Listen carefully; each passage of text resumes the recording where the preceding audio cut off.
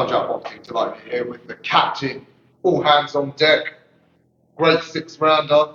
Hard-fought win though. He was very aggressive. Yeah, I think it's. I think the more aggressive guys actually look better for the fight, like for the fans to watch. I think because sometimes I can get stuck in a bit of my own rhythm when I'm moving a little bit. So I think having someone that's a little bit proactive and not going to step back and they're just going to kind of step forward actually benefits me.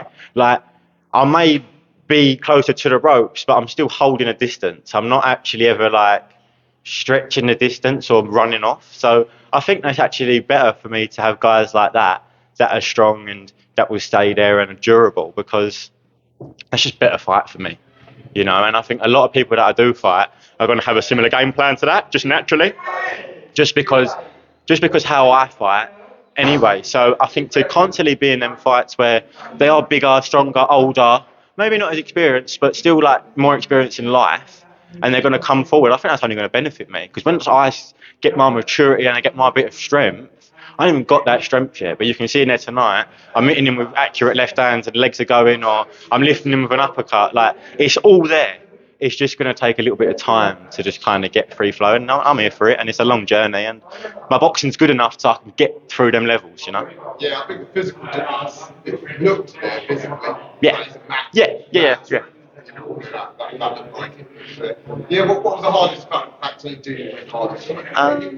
I think I knew he was a strong guy, and I didn't want to let him get into a rhythm being close up.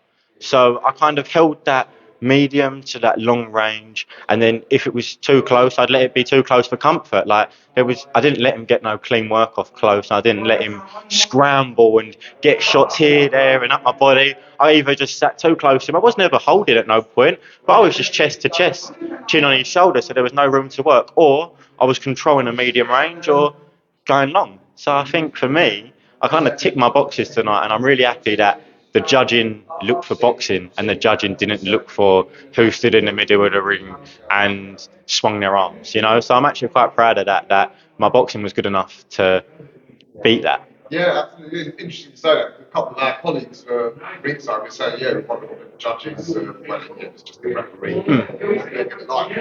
One was so impressive. Yeah. But I think for the ref, it was better the ref judged it, because the ref could see what was landing. When he was swinging the right, I'm hearing everyone cheer, but I'm like, that didn't land. Like I stepped. He missed the lead, and he missed the right hand. So I'm like, surely we're not just going off cheers here. My shots was cleaner. There may not have been as many, but they was all landing. Even my jabs. I didn't throw as many jabs tonight, if you noticed.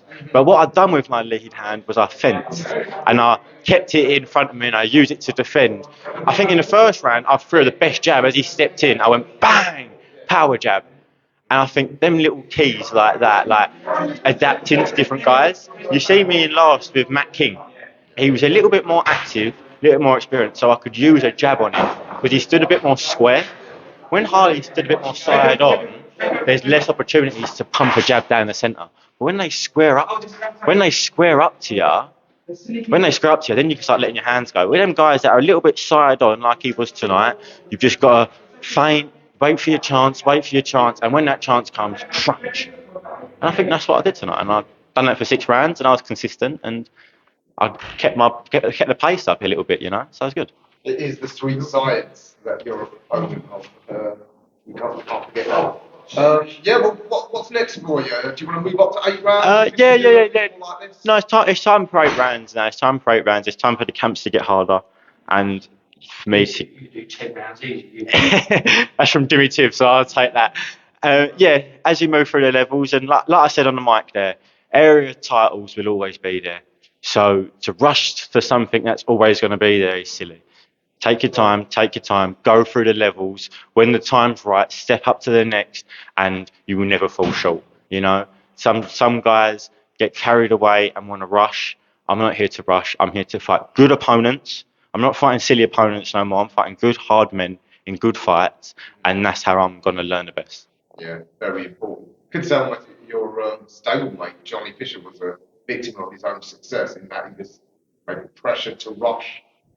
Yeah, look, the opportunities are different. I say, like, me on a small hall, I'm selling tickets, so I have to fight. I have to be active. I can't afford to have time off because it's how we make our living. So I've got to fight, and I've got to say yes to opportunities that are in front of me. When you're getting paid great money, like I'm sure Johnny is, and a great following that he has behind him, it's a business at that level. So sometimes you have to go with the business, and hindsight is a great thing, but we can't ever put pressure on ourselves about the past. If we look at the past the whole time, we're never going to see what's in front of us, or we're never going to appreciate what's now. So we have to stay in the now and enjoy the now, not look too far ahead and not dwell on the past. That's what I think. Absolutely.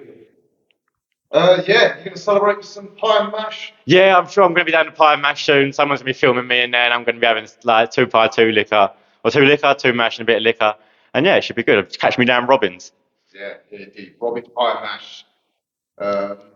Yeah, being promoted as, a protected heritage dish. Yeah. Look, I've done a political campaign this camp. I've spied a geezer who's fought for world titles, and I've now just headlined at 22 down at York Hall. So my last couple of months haven't been too bad. 2025 is looking good, and I'm sure 2026 can be even better. Blessed all the way. All right. Captain James, always a pleasure. Hopefully we'll see you again before Yeah, too long. over and out for the captain. Night, guys.